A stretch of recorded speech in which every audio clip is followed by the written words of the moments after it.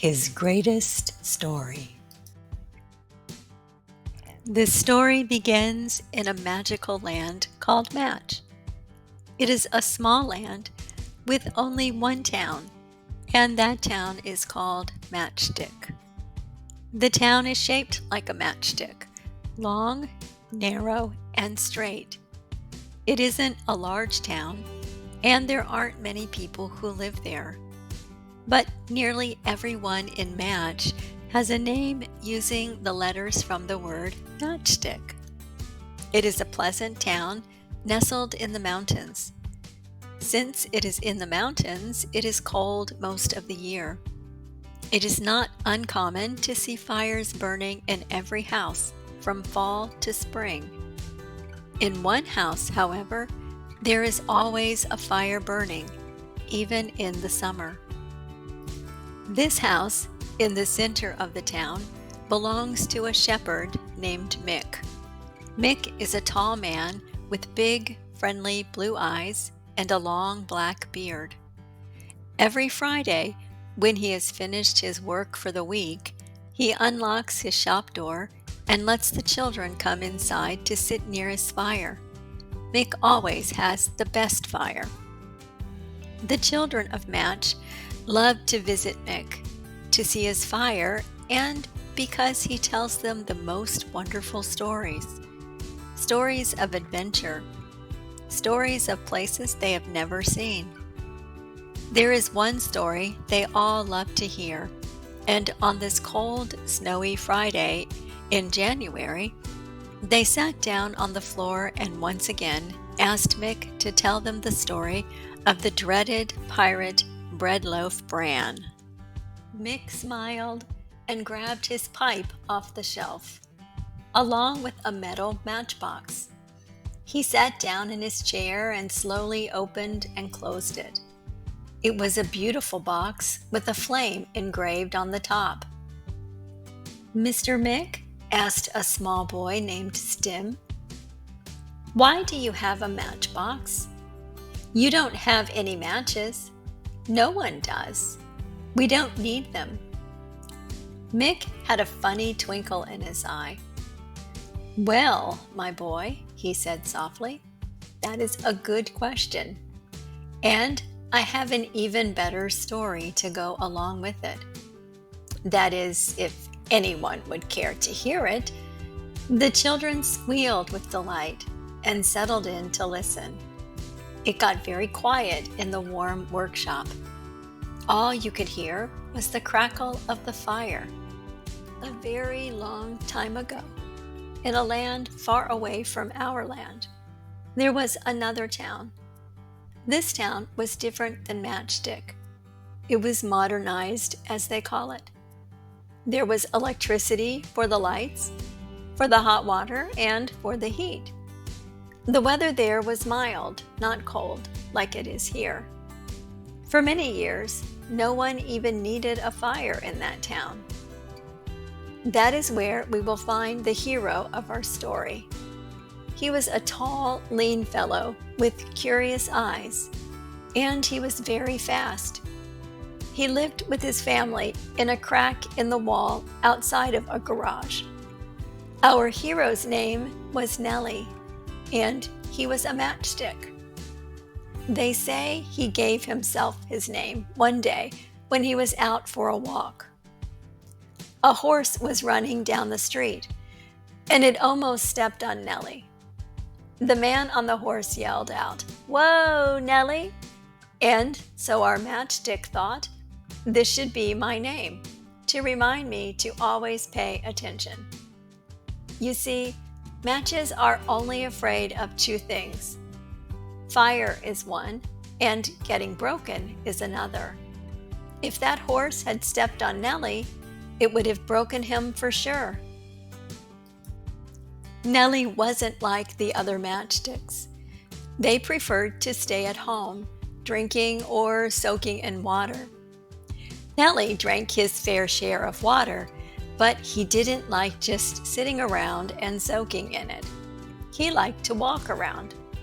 He liked to see people and hear their stories. His favorite stories were about the mountains, Nelly really wanted to see some mountains.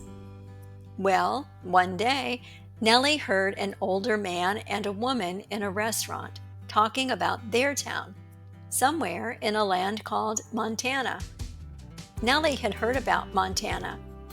They had big mountains there and something called snow. Nelly saw a chance, and he seized it. He followed the man and the woman back to their hotel room, slid under the door when they were asleep, and crawled carefully into one of their suitcases. He was going to have an adventure.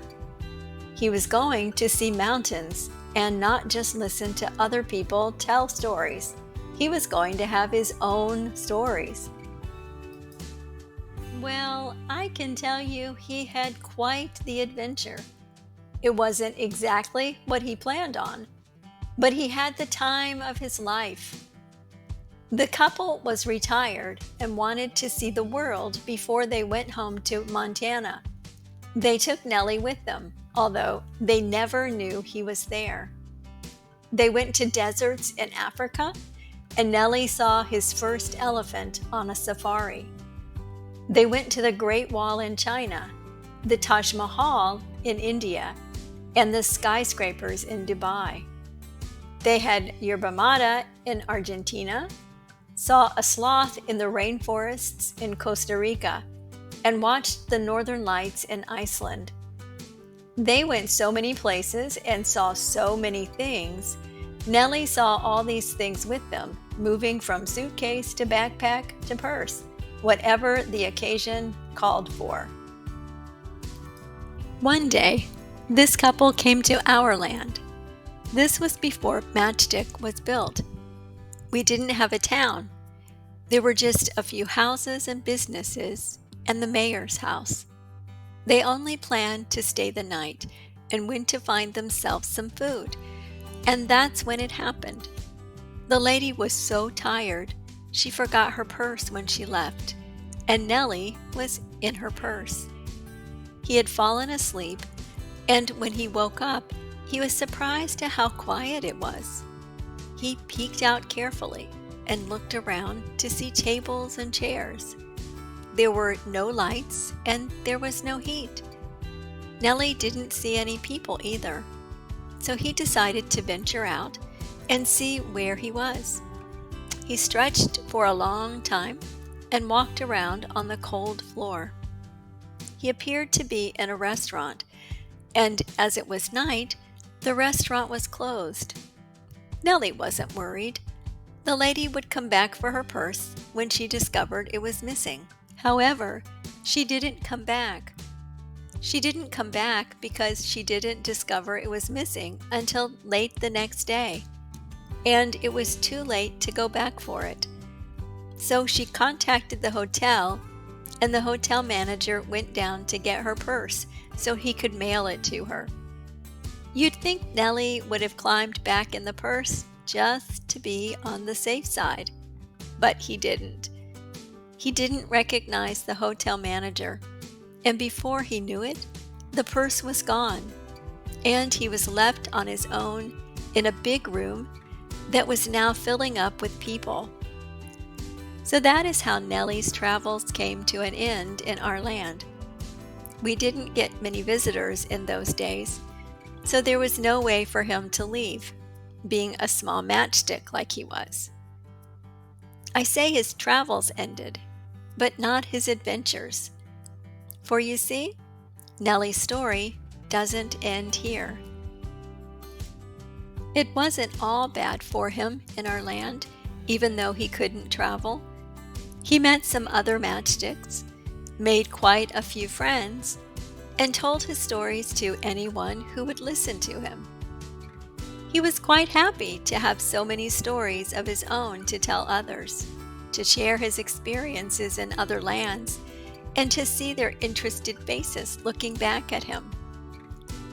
Over time, he found that his best audience was the sheep. They would eat, he would talk, and they almost always asked him questions. Then, when everyone was finished, they let Nelly sleep in their wool. He was so comfortable with his life that he didn't notice the other pair of eyes watching him in the darkness each night, or that the days were getting shorter and cooler. One night, from the sheep pen, he noticed a flame dancing through the window of the shepherd's home. "You have fire here?" he asked his friend, Fatty, the sheep. "Of course we have fire," she replied. "How else could we stay warm in the winter?" Nelly got very quiet and suddenly noticed how dark and how cold it was. "I must be on my guard now," he thought. It was a hard winter that year. Wood was in high demand and easy to come by in the mountains, but matches became scarce when a snowstorm blocked supplies from coming in. It was so cold that even the sheep stayed inside with their own fire. When I have finished my story, I will let you decide if this was a good thing or a not so good thing for our hero. Warm and snug in their barn, the sheep were happy to have Nelly distract them from the boredom of being shut up inside all day and all night. When the town started to run out of matches and starting a fire became harder and harder, the sheep were the first to suffer.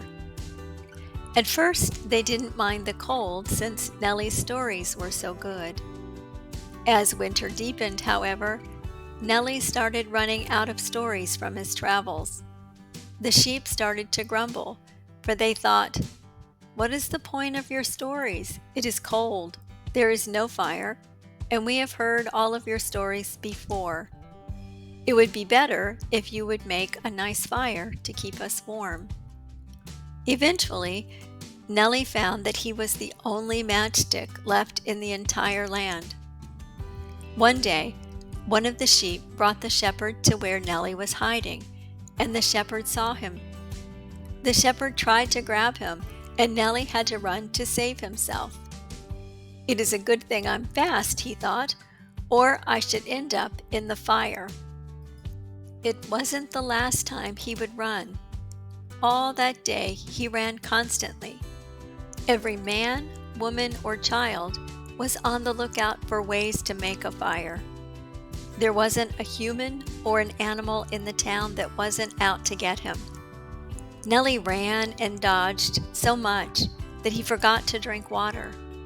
When he finally stopped to catch his breath, he realized how dry he was. "I must find some water," he thought. He remembered there was a good place where the shepherd watered his sheep, and he headed off in that direction as quickly and quietly as he could. Nelly found the watering hole, but the water had frozen. He found a small patch of sun that had started to melt some of the ice and laid down.